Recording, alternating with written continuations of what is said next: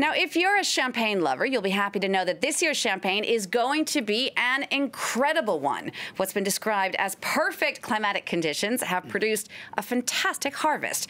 So to talk a bit more about the bubbly drink that's become synonymous with France and French tradition, I'm joined on the set by Godefroy Baijot. Hi, Godefroy. Hi, how are you? Now, you're the co-owner and the director of the Champagne Besserat de Bellefon. Why is this year such an incredible one for champagne? Yes. So this year is, this is the harvest of the century. Exceptional condition. And this kind of harvest happens just once in a lifetime. Some experts say that the last exceptional harvest were in 1959 and 1947. So exceptional harvest, yes. Now, some critics say the reason it's so exceptional is due to climate change. Is that what this is all about? It's not only that. It's not as simple as that. The sanitary conditions were impeccable. Of course, we got everything was perfect. We got a very nice summer.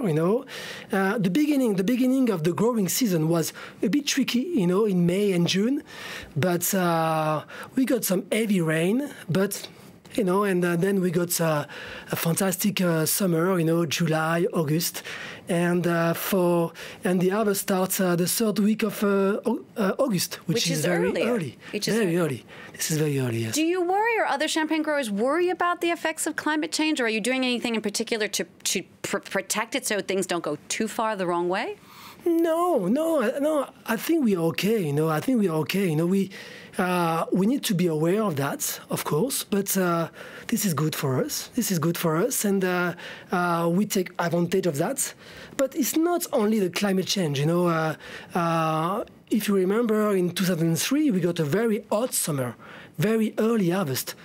And the harvests were not good. It's not only the climate change. It's lots of parameters. And the growing season from, let's say, from March to beginning of harvest have to be perfect. Now, this is something I imagine that we learn with experience. Your brand, Besserat de Bellefon, has been around since 1843. Give us just a nutshell history of the brand and how you're trying to reinvent it today. Yes. So, yes, it's a long history, an early 2 centuries, 1843, everything starts in a small village called Ay, A-Y, in the center of Champagne, close to Épernay. And this champagne house belongs to our family. But since 2006, so we bought this champagne house, and we continue the tradition. We respect the DNA and the heritage of the champagne house. And but in this time, this year is a particular year. It's an historical year. Because we are trying to, let's say, to reinvent Besserat de Bellefon champagne. It's a kind of revolution. Yes. A revolution, though. How do you go about I'm just curious how you reinvent something that's done well for so many years. Yes, it's true. We got, of course, we got a very strong heritage. This brand has been recognized by experts for many years, in the gastronomy all over the world. But it was time to, let's say, to modernize the speech about this champagne. So we decided to give, let's say, a new look, a new storytelling, a new image, more dynamic, modern.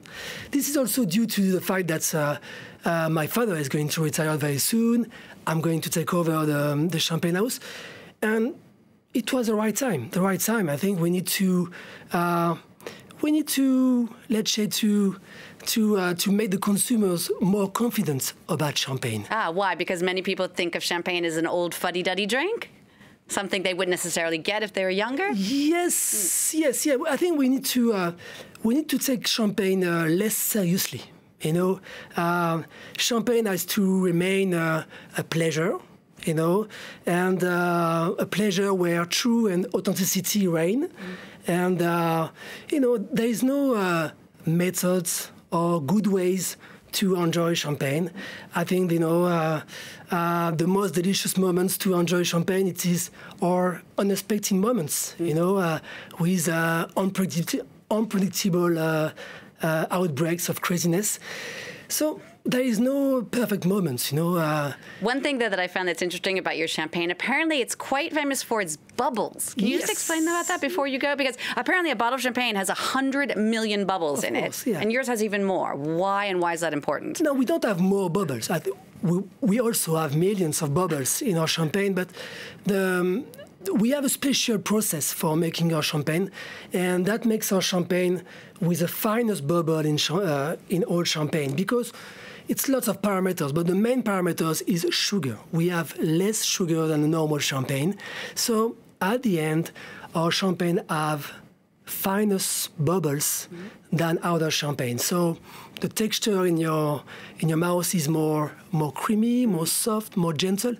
And this has been for 90 years, since 1920. So that's really the style of our champagne: fine bubbles, soft and gentle. And also in this quest you were talking before about perhaps conquering the younger consumer, I saw also that you're interested in producing your champagne in an organic way. I don't know if we can call it organic champagne, but what is an organic way of producing champagne? We not our full line are organic, but we decided to invest in a biodynamic vineyard. That was 8 years ago. And so we bought a couple of hectares, 15 hectares. So it's a new experience. Organic in Champagne is very tough. This represents less than 1% of total production in Champagne. So we want to be precursor. We want to try to do it organic. So we launched a cuvée called Triple B, B for biodynamic, and Double B for Besserat de Bellefon, and that was last year. So it's a start. It's a start, and we want to be. We just want to try, and we want. I like this claim. Drink less but better. Less is more. Less is more, and so this is the idea. It's always good to try. And to try to move Champagne into the next century. Yes. After lasting for so long. Godefroy, thank you so much for coming in to speak to us. Godefroy Baijot, and to talk about Champagne, so synonymous with French luxury and everything about France. Thank you very much. Thank you very much.